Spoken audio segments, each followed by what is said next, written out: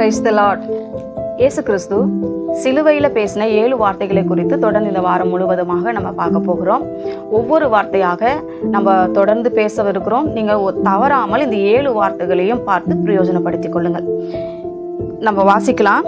இயேசு கிறிஸ்து பேசின முதலாவது வார்த்தை லூக்கா 23ஆம் அதிகாரம் 34வது வசனம். அப்பொழுது இயேசு, பிதாவே, இவர்களுக்கு மன்னியும், தாங்கள் செய்கிறது இன்னதென்று அறியாது இருக்கிறார்களே என்றார். மன்னிப்பு. இப்போ மன்னிப்பு என்பது எல்லார் மத்தியிலையுமே ஈஸியாக வந்து விடுவது கிடையாது.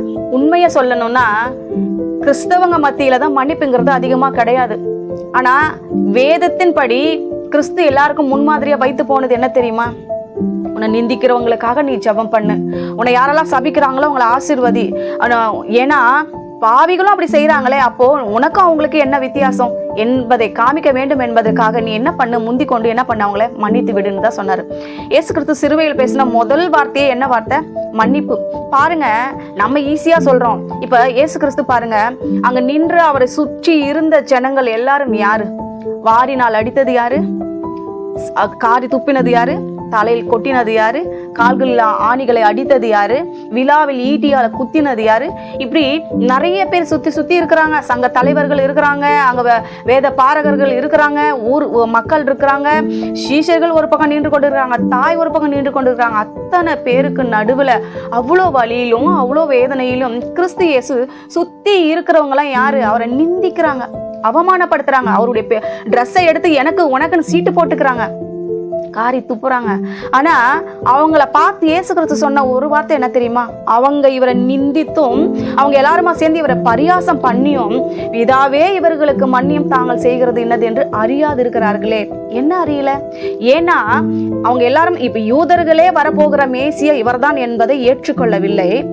சீஷர்களை தவிர, அவங்க குடும்பத்தாரை தவிர மற்ற யாரும் அவரை ஒரு தீர்க்கதரிசியாக இருக்கலாம், எலியாவாக இருக்கலாம், ஏதோ ஒரு பக்தி வாய்ந்த ஒரு மனிதர், தேவகுமார் என்று ஒரு சிலர் தான் நம்புகிறார்கள், கிறிஸ்து என்று ஒரு சிலர் நம்புகிறார்கள்.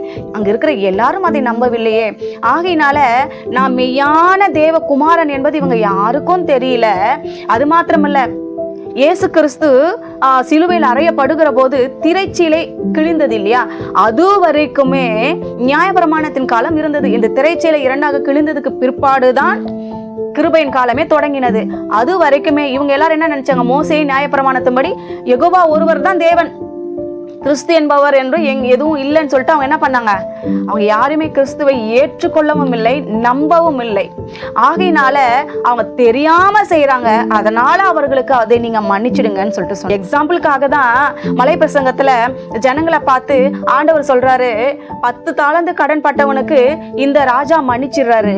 அவன் கெஞ்சி கேட்டுக்கிறான், ஆண்டவரே, என்கிட்ட இப்போதைக்கு இல்லை, எனக்கு கொஞ்சம் தவணை கொடுங்க, நம்ம கொஞ்சம் கொஞ்சமா உங்களுக்கு செலுத்துறேன்னு சொல்லிட்டு மன்னிப்பு கேட்டு தவணை கேட்கறான். ஆனா அவன் மேல பரிதாபப்பட்டதுனால அந்த ராஜா என்ன பண்ணாரு? சரி சரி, போ, நீ கடன் கொடுக்க தேவையில்ல, நீ போய் மனைவி பிள்ளைகளோட சமாதானமா இரு, இனி எனக்கு எந்த கடனும் கொடுக்க வேண்டாம்னு அமுச்சு விட்டாரு. ஆனா இவன் போய் தன்னிடத்துல வாங்கின வெறும் 100 தாலந்து 100 வெள்ளி பணத்துக்காக என்ன பண்ணான்?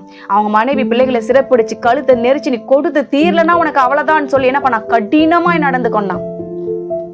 10 தாலந்து இது எங்க இருக்குது? வெறும் 100 வெள்ளி காசு எங்க இருக்குது? கணக்கு போடுங்க. ஆகினால இயேசு கிறிஸ்து நமக்கு நிறைய காரியங்களை சொல்லி கொடுக்குறாரு. அப்போ நீ பிறந்தது முதல் இம்மட்டும் வரைக்கும் உன்னுடைய அத்தனை பாவங்களையும் நான் மன்னிச்சுட்டேன். அவன் ஏதோ தெரியாம உனக்கு சின்ன பாவங்க, சின்ன ஏதோ கோபித்து கொண்டான், ஏதோ ஒரு மனஸ்தாபம், உங்களுக்குள்ள ஏதோ ஒரு கசப்பு, அவன் உன்னை மன்னிச்சுட்டான், நான் உன்னை மன்னிச்சுட்டேன். ஆனா நீ அவனை மன்னிக்கிறதுக்கு உனக்கு மனசு வரல, பாத்தியா?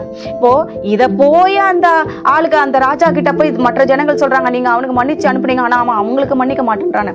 உடனே அவங்க அவனை பிடிச்சு என்ன பண்ணாங்க? நான் உனக்கு மன்னிச்சனே, நீ அவங்களுக்கு மன்னிக்க கூடாதான்னு சொல்லி என்ன பண்றாரு? உபாதிக்கிறவர்கள் இடத்துல ஒப்பு கொடுத்தாரு. உபாதிக்கிறதுன்னா என்ன தெரியுமா?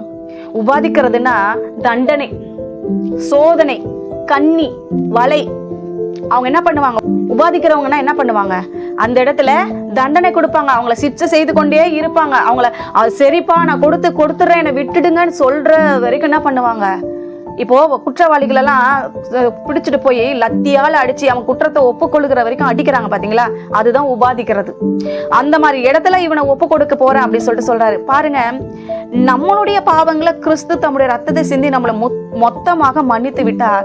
ஆனா மற்றவங்க நமக்கு தவறு செஞ்சா ஒரு சின்ன ஒரே ஒரு பாவத்தை கூட நம்ம என்ன பண்றது இல்ல, மன்னிக்கிறது இல்ல. அது மாத்திரம்ல அவங்க வந்து நம்ம கிட்ட மன்னிப்பு கேட்டாலுமே, நான் எதுக்கு உன்னை மன்னிக்கணும், நீ என்ன எவ்வளவு ஹர்ட் பண்ண தெரியுமா, நீ என்ன எவ்வளவு கசந்துகிட்ட தெரியுமா, நீ என்ன வெறுத்த, இப்ப எனக்கு உன்னை பார்த்தா பிடிக்கல, நான் ஏன் உன்னை மன்னிக்கணும், என்னால உன்னை மன்னிக்க முடியல, எப்படி நம்மளால சொல்ல முடியுது? கிறிஸ்து அப்படிப்பட்ட அவருக்கு அந்த இடத்துல யார் இருந்தாலும் இப்படி ஒரு சாதாரணமா பேசியிருக்கவே முடியாது. அவ்வளோ வேதனை, அவர் தொங்கிக் கொண்டு இருக்கிறார், கை கால்கள்ல ஆணி, அவரால் எதுவுமே நிதானிக்க முடியாத சூழ்நிலை, ஒரு பக்கம் பசி, ஒரு பக்கம் தாகம், ஒரு பக்கம் வேதனை, எல்லாவற்றையும் பொறுத்து கொண்டு அவர்களை பார்த்து சொல்றாரு, பிதாவே இவர்களுக்கு மன்னியும், தாங்கள் செய்கிறது இன்னதென்று அறியாது இருக்கிறார்களே. எனக்கு நம்ம சொல்றோம், ஆண்டு சொல்றாரு, கிறிஸ்து உங்களுக்கு மன்னித்தது போல நீங்களும் பிறருக்கு மன்னியுங்கள். அப்பதான் என்ன நிறைவேற்றுகிறவர்களா இருக்கிறோம், கிறிஸ்துவின் அன்பை, கிறிஸ்துவின் வழி நடத்துதலை, கிறிஸ்து நம்மேல் வைத்ததான சகல திட்டங்களை நம்ம நிறைவேற்றுகிறவர்களாய் காணப்படுகிறோம். எனவே நீ மற்றவங்களுடைய பாவங்களை மன்னித்தா மட்டும்தான் உன்னுடைய பாவங்களை தேவன் மன்னிப்பார். உனக்கு அவ்வளோ பாவங்களை மன்னித்தார், நீ அவனுக்கு ஒரு பாவங்களை மன்னிக்க மாட்டேன்றதுதான் தேவனுடைய வருத்தம். பாருங்க, பாவிங்க கூட என்ன பண்றாங்க, இறங்கி கடன் கொடுக்குறாங்க. பாவிங்களும் வந்து அவங்கள பிடிக்கலனாலும் மனசார போய் உதவி பண்றாங்க, பேசுறாங்க, சிரிக்கிறாங்க, மன்னித்து ஏற்றுக்கொள்ளுகிறாங்க. ஆனா கிறிஸ்துவின் உடையவர்கள் எப்படி இருக்கணும், அவங்களுக்கு முன்மாதிரியா இருக்கணுமே தவிர அவங்க அளவுக்கு ஈக்குவலா நம்மளும் இருக்கக்கூடாது.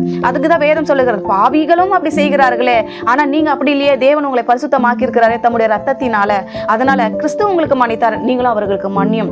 கிறிஸ்து சிலுவையில தொங்கி சொன்ன அந்த முதலாம் வார்த்தையை நம்ம மற்றவங்க மேல வைக்கிற அன்பினால நிறைவேற்ற முடியும். ஒருத்தர் எப்படி தெரியுமா மன்னிக்க முடியும், நம்ம இருதயத்துல முழுமையான அன்பு வந்தா மட்டும்தான் அவங்க மேல என்ன பண்ண முடியும், மன்னிக்க முடியும். வேதம் சொல்லுகிறது, அன்பு திரளான பாவங்களை மூடும்.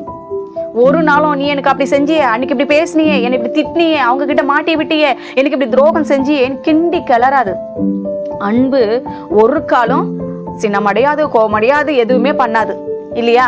ஆகினால அன்பு இருந்துச்சுன்னா என்ன பண்ணுமா, அந்த பாவத்தை அப்படியே மூடி போட்டு ஒன்றுமே இல்லாத அளவுக்கு அவனை மன்னித்து விடும். மன்னிப்பு தான் பாவத்துக்கு மூடி. ஆமென். ஆகினால இயேசு கிறிஸ்து உங்களுக்கு என்ன சொன்னாரோ அவர் உங்களுக்கு மன்னித்தார், நீங்களும் பிறருக்கு மன்னிங்கள். அப்பதான் நீங்க இயேசுவுக்கு சீஷனாகவும் இருக்க முடியும், பரலோக ராஜ்யத்துக்குள்ள பிரவேசிக்கவும் முடியும். பாவ மன்னிப்பு நிச்சயம் இருந்தாதான் பரலோக ராஜ்யத்தை நம்ம சுதந்திரத்துக்கு கொள்ள முடியும். ஆமென்.